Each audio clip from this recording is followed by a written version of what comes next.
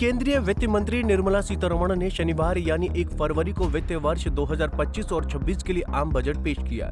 वैसे तो ये बजट हर वर्ग को ध्यान में रखकर तैयार किया गया है, जिसमें किसानों के लिए भी कई घोषणा की गई हैं। लेकिन फिर भी किसान इस बजट से काफी नाराज नजर आए। हाल ही में जब फरीदाबाद के किसानों से इस बजट पर चर्चा की गई तो उन्होंने इसे किसान विरोधी बताया है। उन्होंने कहा कि एमएसपी लागू करना सालों पुरानी मांग थी। इसे लागू करने की बजाय अब सरकार ने किसान क्रेडिट कार्ड की लिमिट 3 लाख से बढ़ाकर 5 लाख कर दी है और उसके एवज में 3 एकड़ जमीन गिरवी रख दी है। किसानों का कहना है कि ऐसे में अगर लोन लेने वाले किसान को किसी कारणवश अपनी जमीन बेचनी पड़े तो वो नहीं बेच सकता, जबकि 1 एकड़ जमीन की कीमत करोड़ों में है। ऐसे में किसानों की बेकदरी होना लाजमी है। किसान को तो कोई बेनिफिट नहीं लग रहा जी, किसान तो गुमराह किया जा रहा है। किसान को अब ये लोन वगैरह जो 3 की जगह 5 कर दिया है।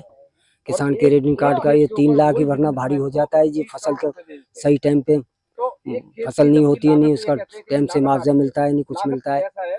किसान को तो हर चीज महंगी होती जा रही है जी, समझे ना। टाइम पे बिजली आ रही है, ना पानी मिलता है। खाद जो हर साल महंगा हो रहा है, समझे। टाइम पे कोई चीज मिली नहीं जी, किसान को कोई बेनिफिट नहीं है इससे। तो बात करें ऑन होल तो मतलब किसान को कोई फायदा नहीं लग रहा आपको इससे? किसान को फायदा क्या है जी, छोटे किसान को, जो समूह किसान है उसको क्या फायदा।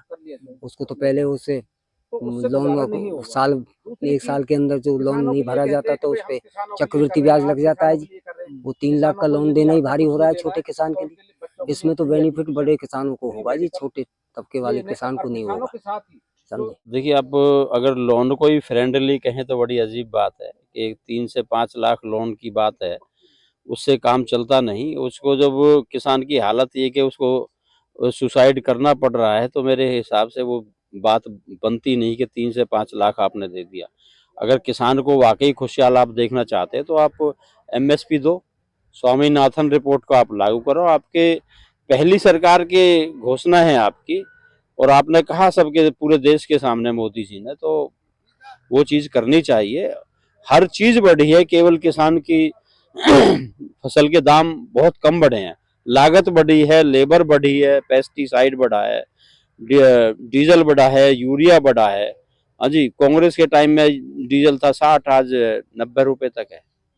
तो आप लगा लीजिए कॉस्ट कहाँ से कहाँ पहुंची है और कहाँ किसान को क्या मिल रहा है। बिजली भी नहीं मिलती।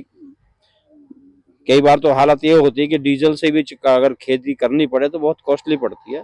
सरकार को चाहिए कि जो एक खेती वाला जो सिस्टम है, पूरे देश का जो पेट भर रहा है या जो रोजगार देता है, उसकी तरफ ध्यान दे और उनको जो इन्होंने सत्ता में आने से पहले जो वायदे किए थे उनको पूरा करें, जिससे कि आम किसान का भी फायदा हो और देश का भी फायदा हो। ये नहीं भूलना चाहिए कि वही जब देश आज़ाद हुआ था तो हम गेहूं भी बाहर से मंगाते थे। आज हम अगर कहीं एक्सपोर्ट कर रहे हैं तो ये भी किसानों की ही मेहनत है।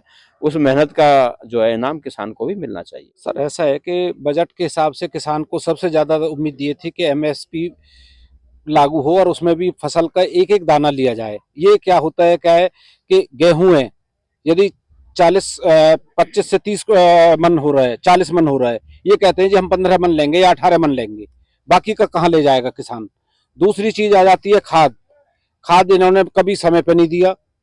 जब फसल का टाइम निकल जाता है उसके बाद में यूरिया और डीएपी देते हैं ये।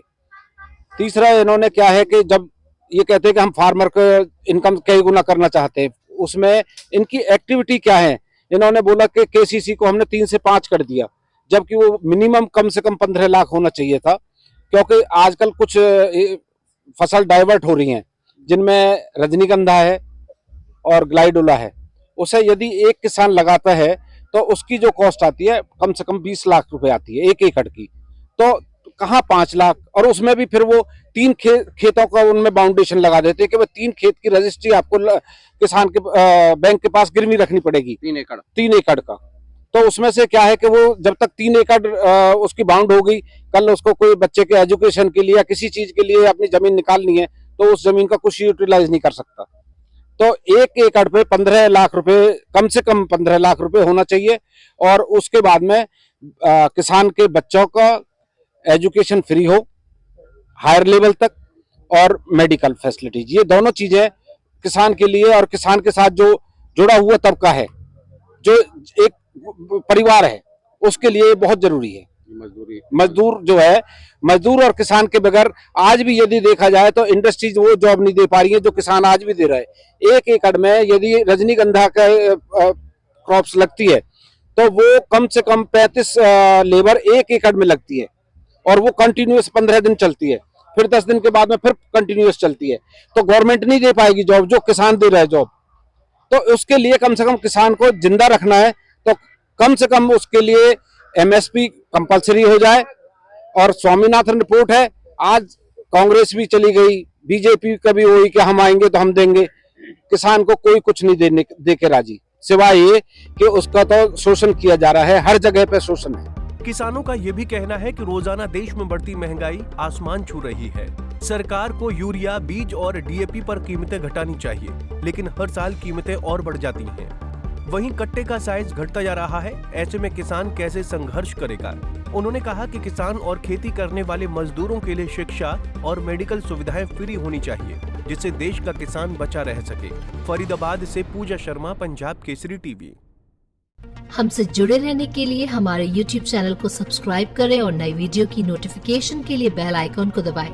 अगर आप ये वीडियो Facebook पर देख रहे हैं तो लाइक जरूर करें और ज्यादा से ज्यादा शेयर करें। धन्यवाद।